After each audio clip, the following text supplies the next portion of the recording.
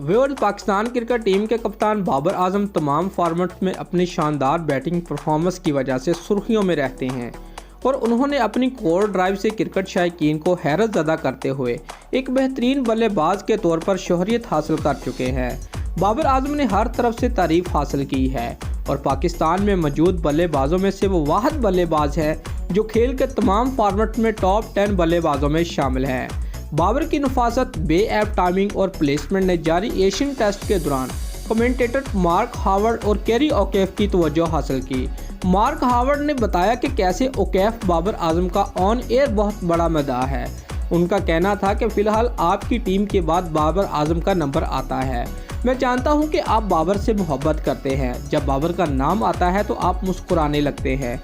उनके तबसरों का जवाब देते हुए कैरी ओकेफ ने कहा कि मैं बाबर आजम को 20 गेंदें खेल कर भी 0 पर आउट होता देख सकता हूं। मैं तब भी यही कहूँगा, ये एक अच्छी इनिंग्स थी।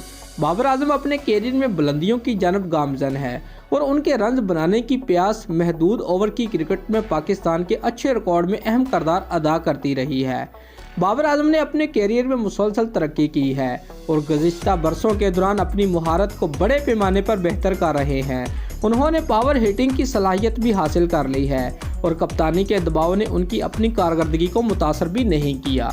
दोस्तों, अगर आपको हमारी ये वीडियो अच्छी लगी है तो लाइक और कमेंट ज़रूर करें और हमारे चैनल को सब्सक्राइब करना मत भूलिए। शुक्रिया।